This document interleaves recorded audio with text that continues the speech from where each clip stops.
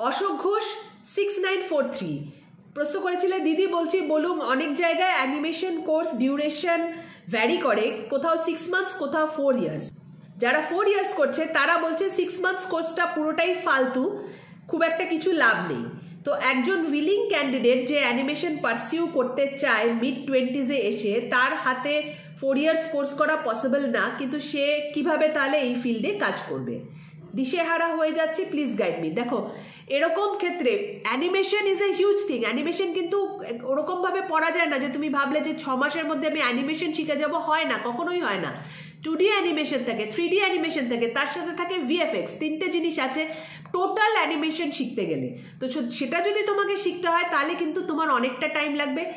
তুমি যে কোনো কোর্সই করো না কেন 2 ইয়ার্সের কোর্স করবে, সেক্ষেত্রে 2D 3D অ্যান্ড VFX 3টে জিনিস শিখবে, তাহলেই কিন্তু টোটাল অ্যানিমেশন শিখতে হবে। এবার অনলি যদি তুমি একটা অ্যানিমেশনের পার্ট শিখতে যাও accompanied with graphic design, in that case go for 6 months or 1 year course, তাহলেও কিন্তু টু সাম এক্সটেন্ট অ্যানিমেশন যেটা কিনা গ্রাফিক ডিজাইনের দরকার সেটা তুমি শিখে যাবে।